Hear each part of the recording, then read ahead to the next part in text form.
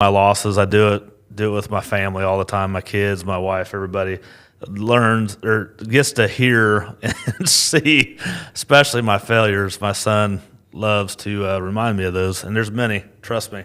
So, yeah, today is about how Basham Construction got started, and I guess we'll go back to my previous life, which has been in sales most of my career. I've been a sales rep for multiple organizations. I got a construction, and this guy will be on the podcast, I really hope, Mike Cody. He's a custom home builder back home in Remington, Indiana, where I'm from. And I would put him legitimately up against anybody I've ever met in the construction world.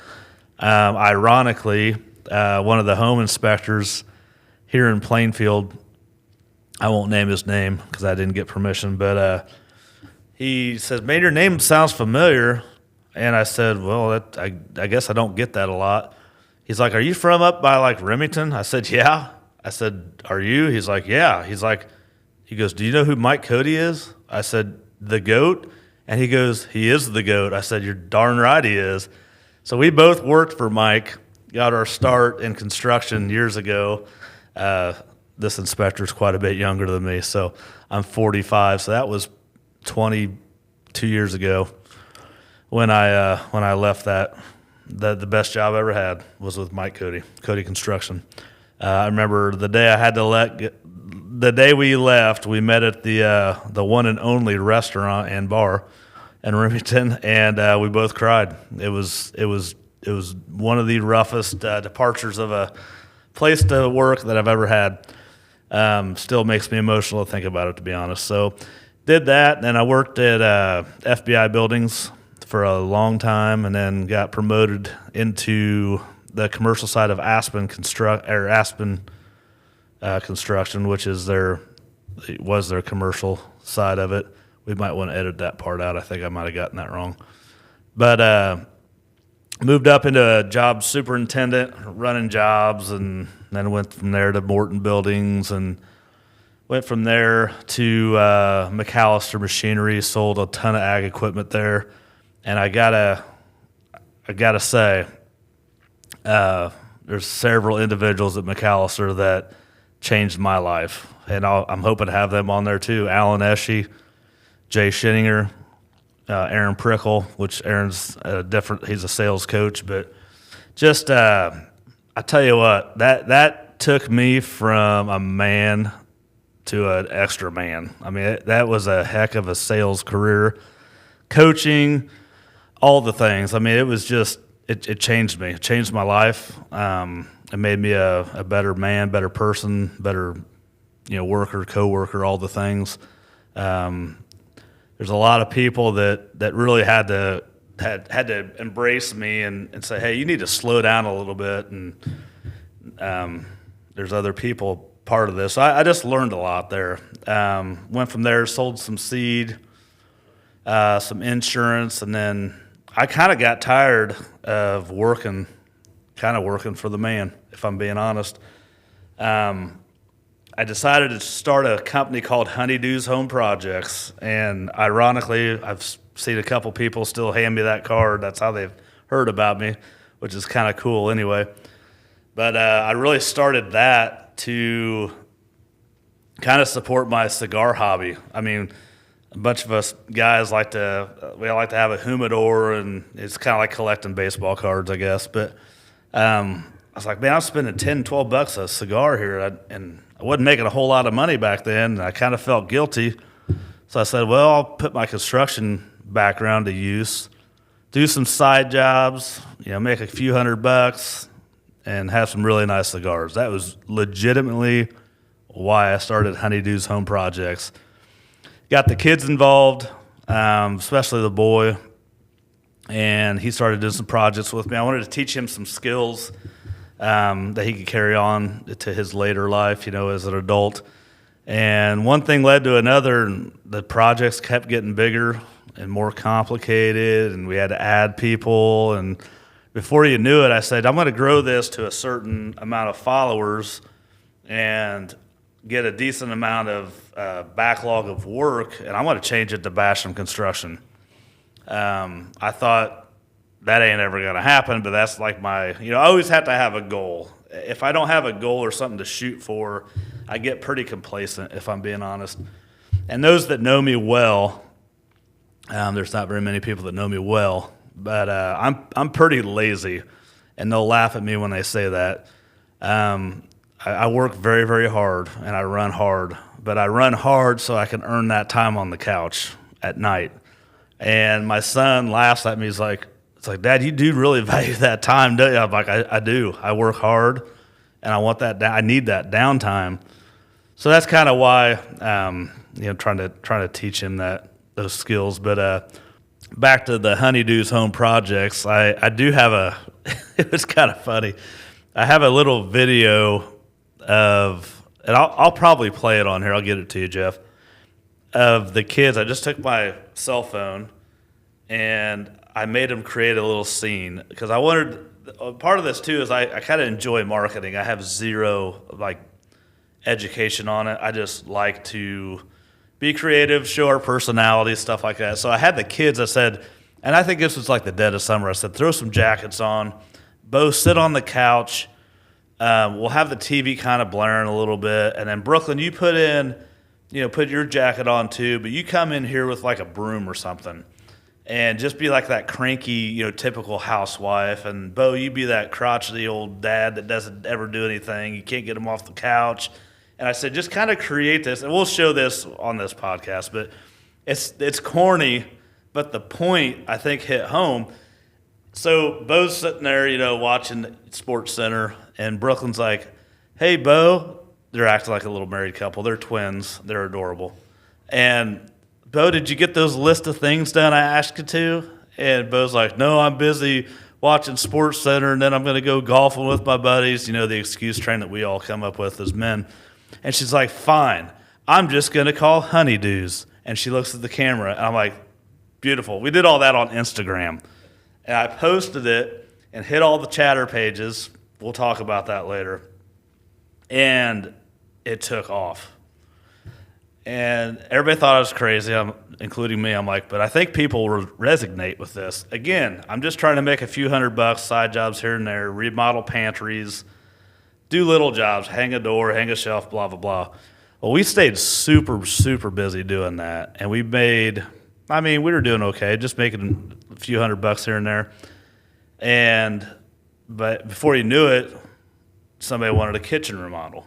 And I'm like, well, I can do that myself. Going back to the Mike Cody days that I previously told you about, I was like, there's not a job we don't do that I can't do. So that's what I told customers, and I tell them to this day, I will not take on a job I can't physically do myself, because that was my insurance policy at the time.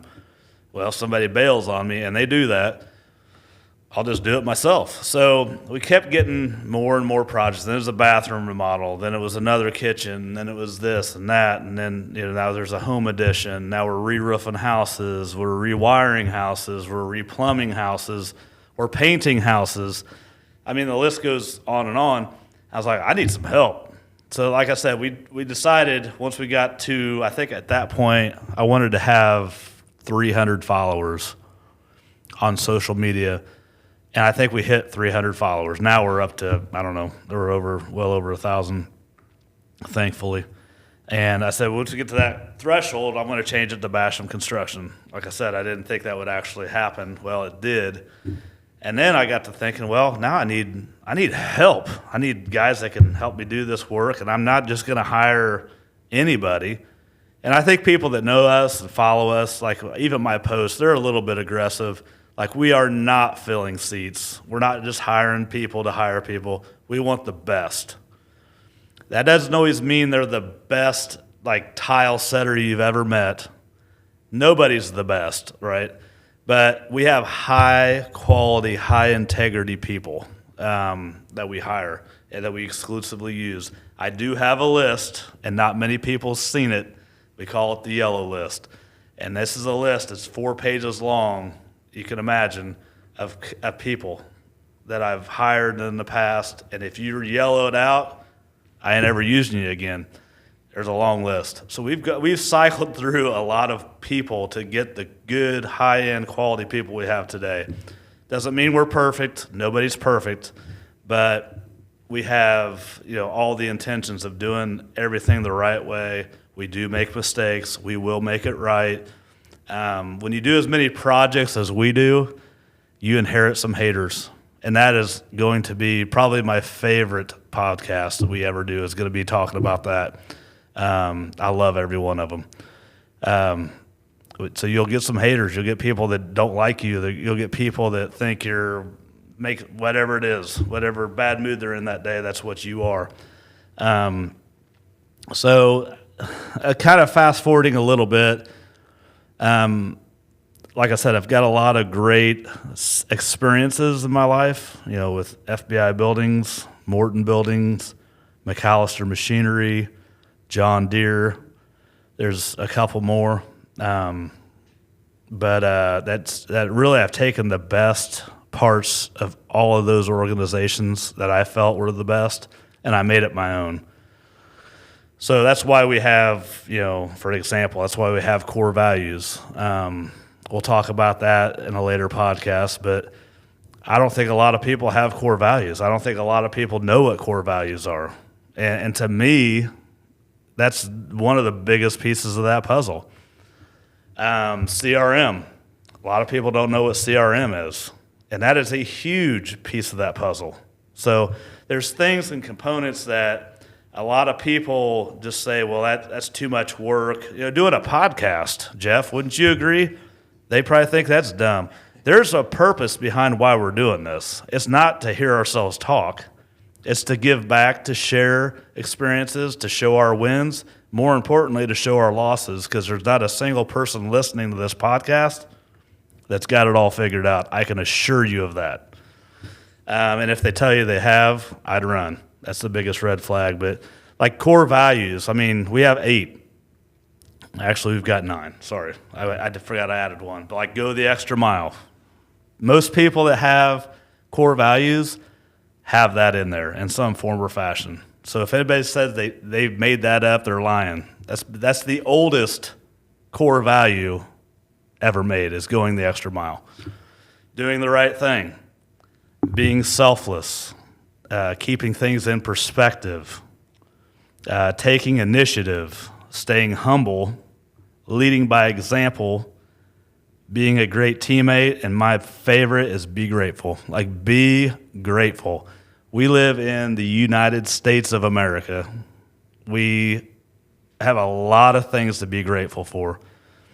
It's funny because I'll walk through, a grocery store or wherever, and I just see people just staring down at their phones all the time, and they're never smiling. And it's like, we don't have an infinite amount of time here. Like you got to put things in perspective. Let's enjoy each other. Let's enjoy the time we have together, and let's make the best of it. Jeff's company is taking off. Am I bitter about that? Heck no. I'm one of his biggest fans. We got to root for each other, and we got to support each other, love each other, and have each other's backs. That used to be the way it was when I was a kid. We've gotten away from it, so we'll talk about stuff like that too.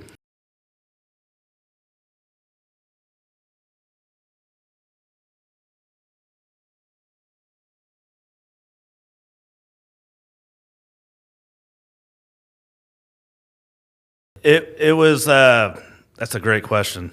It was time. So that is a great question, because I was working another job. Honeydews was a side job. I'm glad you brought that up. I decided, and Chris Jones, I know you'll listen to this. There's going to be a podcast about you, because he is personally responsible for pushing me over the edge, and he knows it. And he's personally responsible for pushing a lot of people over the edge. A lot of people owe that man a lot of gratitude. Just making sure, 'cause there's a lot of doubt. I doubted. It took me a long time to make that decision of quitting corporate life. And I did good in there. I was always a number one sales rep. I was always very successful at it. Not tooting my own horn. That was my that was my thing. It's selling, eating what you kill kind of a thing. I mean, if we can have the guys from McAllister on there, Alan Eshe will tell you, you had to pull the reins back. It was just, I loved that part of it. So when I decided if we got to 300 followers and we had the work backlog, I was going to quit corporate life. If I'm being honest, which I'll always be honest with you, there was a fork in the road with the company that I left and when I started Basham Construction. And I'll take a picture of this, but I still have on my whiteboard in my office the day the decision was made, the date and the time. We sat down in this organization I will not speak of, and they all knew that the construction thing was kind of taking off, and I was doing decent at that job too, but they're like, you got to pick one. And I said, this is probably the easiest, hardest decision, but I got to go, guys. And they're like, we understand. And I left, and it was so scary. I drove back home. It was a 45-minute drive, thinking, I got a family to take care of. It's all on me, bro. It's all on me. I looked in that mirror. My parents aren't with me anymore, but I remember saying, you got to make this happen. You have no choice. And it lit a fire in me. I was like, this is great. This is terrifying, but this is great. And I never looked back. I never, ever looked back. And to this day, we've only been doing it 4 years. I feel like it's day one. Every day I feel like it's day one. I wake up, I've shared this story with people that are close to me, so this won't be anything new to you, but when my feet hit the floor in the morning, I'm being dead serious. I tell myself, your family's starving to death unless you do something about it. Every day, even on Saturdays. And it terrifies me, but it inspires me because I'm like, it's all on you. Now, I have to say, I have a ton of support. So it's not like I'm a cowboy just out there, slinging horses, but could not do it without. I don't have time to name everybody, but because if I name one and I leave somebody out, that's why I don't do that. But they know who they are, and I wouldn't be here without them. And there's a lot of them. So, behind anybody that's successful, and I don't deem myself successful, but there's always a team of people that's gotten them there. It's never been, one person. And if you think that way, I'd change my way of thinking, and I'd let those people know how you feel about them and why, because they support you in your darkest moments, and they also cheer for you on your highest moments too. So it's something to, like I said, back to the core value kind of thing. Keep yourself grounded, stay humble, be grateful, all those things. You got to remind yourself of that because, with the social media, all that stuff, that can cloud your judgment, and you can trail off and just be the guy you don't want to be. So you got to surround yourself with the best people, which is why we surround ourselves and build our team with the best people. They keep us all, accountable. They keep us all grounded, and we win together and we lose together. It's not about one person. It does say Basham Construction, but anybody that works with me, not for me, keep that in mind, with me, knows that. It's just the name. I'm just the guy getting this thing started. I want everybody else to level up, do their thing, and grow and be better people. And that's the whole goal here. I never in a million years thought we'd be a full-on construction company. But here we are, and we're just going to keep growing. And the only way we're going to do it is by sticking to those core values and hiring the best people, high-quality, high-integrity people, and keep going. You never lose until you quit. So that's kind of the mindset behind that. But that was a great question, Jeff. I'm glad you brought that up because that was a big piece of it. So anyway, yeah, kind of said a lot on that end of it. But is there anything else that I missed that you can think of? I don't think so. So I'll go into the next segment of that, which is why Jeff's here. He's another. So let's talk about it. When did you start at Campfire? For how long ago? It's been a little over a year full time, but I did it on the side for a couple of years.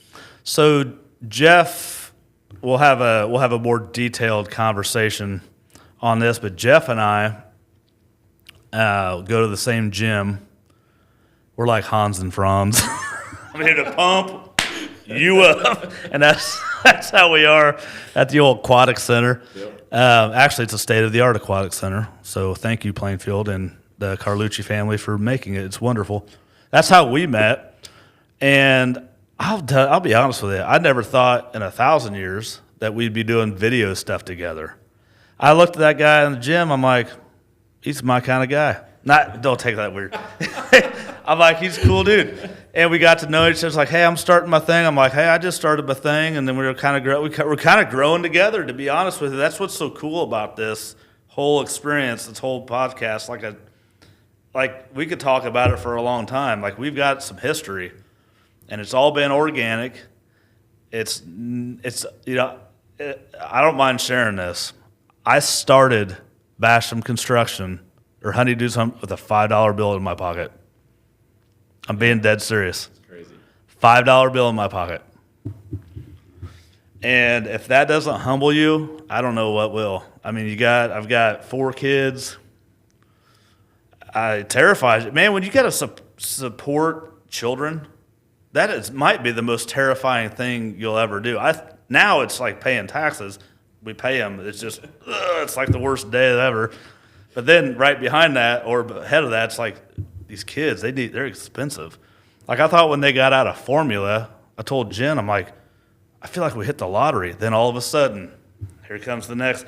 And then Ashlyn, when she started driving, I was like, man, she's more expensive at 16 than she was when she's a kid. I'm like, this is crazy. Like, it doesn't get any cheaper. That's a tangent, but they don't get any cheaper. They get more expensive. It's terrifying. It is terrifying. But, no, I mean, just a lot of things that have happened in the short amount of time for both of us has been pretty cool. And you've got a young family. They're getting to see all this. That's one cool thing with my kids. And I love my dad and my mom and all that. I miss them to death.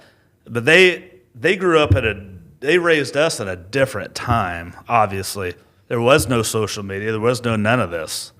And so they didn't share, like Dad worked his tail off, Mom worked her tail off. They taught me the work ethic for sure. But they never showed, or they didn't want to show the losses. You know, the wins were always big, but the losses nobody ever wanted to talk about. Well, I've lost a lot, man. I've lost just not a lot of weight, but I've lost a lot of battles, so to speak. You know, job, whatever you call it, and my kids have seen every ounce of it.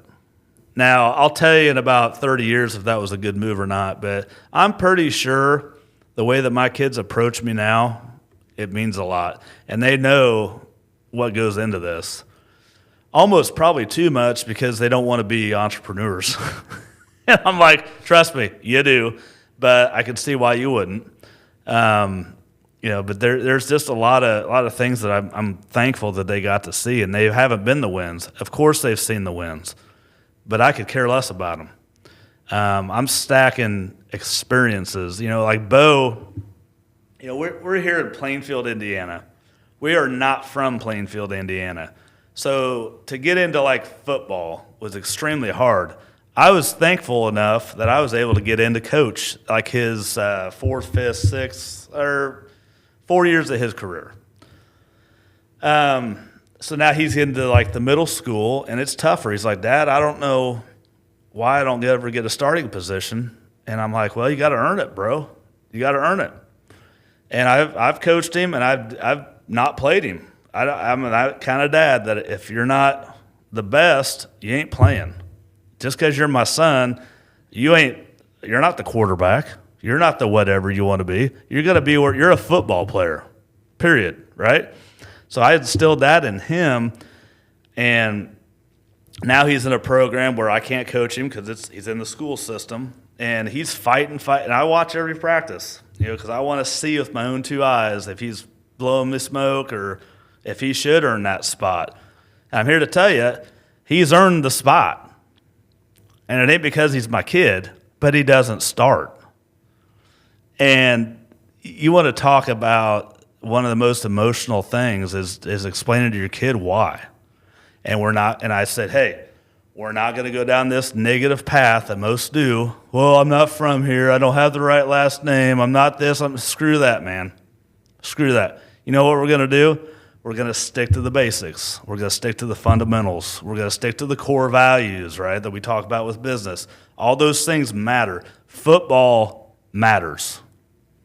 Now, football's a sport. I could care less about the sport. I could care less if you win or lose. But if you go out there and you give everything you have and you put your mind to I'm going to become a starter, I'm going to become be the best teammate you can be. Be the best motivator. Be the hardest working guy in the room. Have the best attitude. Attitude and effort, those two things right there will set you apart from anybody in any industry, in any world, any state, any county. Those two things, if you can master those, you will be 10 times ahead of the star quarterback, who cares? Like, let them have their day in middle school, high school, college, whatever, even pros, whatever. But at the end of the day, that's all they'll have. Like, you have to have more than that. So I don't care about how many touchdowns you can score, but I do care about, were you a good teammate? Did you give it 100% or did you lay down on your team? Because now we're talking about you're affecting the team because you're not giving it your all. So those things all tie in to this business. Like, football is life. Again, hear me correctly. I could care less about the sport. It could be soccer. It could be swimming. It could be anything. It's just that mindset is what we've put into this company and every other company that we do. There's others, but we're talking about this one now. And to me, if we can set that example for other people, I think that's our mission. It's not building houses, folks. We love it. We love construction. We've been on HGTV. We've been on all the things. We could care less about it. But if we can build better people and a better community, that's what we're about. We just happen to do construction and other things too. So, yeah, like Bo, he's like, well, we lost. No, I've never lost a football game. I've never lost a single football game. You believe that? Now, we didn't win every football game, but we sure did. We learned. You know, there's winning and learning. If you lose, that means you gave up, you quit, you stomped off like a little baby, and you went in the locker room early. Then you did lose. But there's winning and then there's learning. So those are kind of the principles we're trying to teach, the kids and people around us. Doesn't matter how old you are. If you stop learning, there's probably dirt over you. So that's one thing that we just constantly are trying to get better and to make a difference. So anyway, other than that, that's really probably part one of this. There'll be more to that story, but we don't want to bore you too long. So thanks for listening to this right now, and we'll come at you guys with some more content soon.